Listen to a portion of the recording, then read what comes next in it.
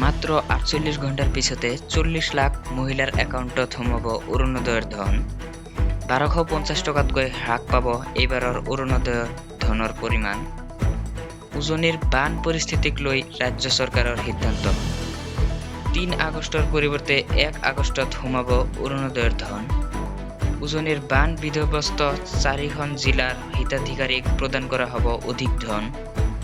এইবাৰৰ ৪ জিলাৰ অৰুণোদয়ৰ হিতাধিকাৰীয়ে পাব ২৫০০ টকাকৈ।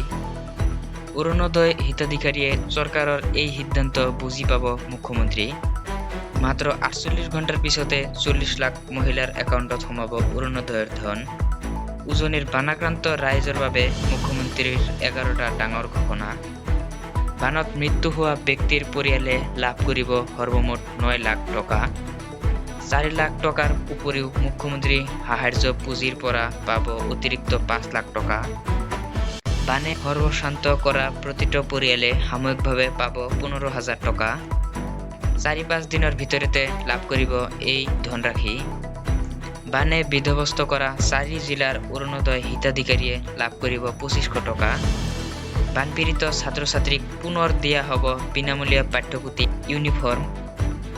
উচ্চতৰ মাধ্যমিকৰ শিক্ষাৰ্থীক দিয়া হ'ব ১,০০০ টকা। স্নাতক পৰ্যায়ৰ শিক্ষাৰ্থীক দিয়া হ'ব ৩,০০০ টকা। বিশ্ববিদ্যালয়ৰ শিক্ষাৰ্থীক দিয়া হ'ব ৫,০০০ টকা। বানে শেষ কৰা চাৰ্টিফিকেট, মাৰ্কশ্বিট বিনামূলীয়াকৈ প্ৰদান কৰা হ'ব। উজনিৰ বানাক্ৰান্ত ৰাইজৰ বাবে মুখ্যমন্ত্ৰীৰ ১১টা ডাঙৰ ঘোষণা। EMI মাফ কৰা হ'ব বানাক্ৰান্ত ৰাইজৰ। উজনিৰ বানাক্ৰান্ত ৰাইজলৈ বিশেষ EMI ৰেহাই আঁচনি। শিৱসাগৰ, চৰাইদেউ ঋণ লোৱা গ্ৰাহকৰ মাফ হ'ব EMI। বানাক্ৰান্ত ৰাইজলৈ বিশেষ আঁচনি অসম সমবায় এপেক্স বেংক লিমিটেডৰ। ৬ মাহলৈ ঋণৰ ধন দিব নালাগে বানাক্ৰান্তই। ৬ মাহলৈ কেৱল ঋণৰ সুদ পৰিশোধ কৰিলেই হ'ব বানাক্ৰান্তই। ঋণৰ মূলধনৰ কিস্তি পৰিশোধ কৰিব নালাগে বানাক্ৰান্তই। বিশেষ EMI ৰেহাই আঁচনি ঘোষণা এপেক্স বেংকৰ। সামাজিক মাধ্যমত ঘোষণা বিধায়ক বিশ্বজিৎ ফুকনৰ। মন গ'লেই টকা থাকিলেই এতিয়াৰ পৰা মাটি কিনিব নোৱাৰিব। ২৮ বছৰ পুৰণি ধৰ্মীয় অনুষ্ঠানৰ কাষত কিনিব নোৱাৰিব মাটি। বৰদোৱা, বৰপেটা, মাজুলীৰ ধৰ্মীয় অনুষ্ঠানৰ কাষত কিনিব নোৱাৰিব মাটি।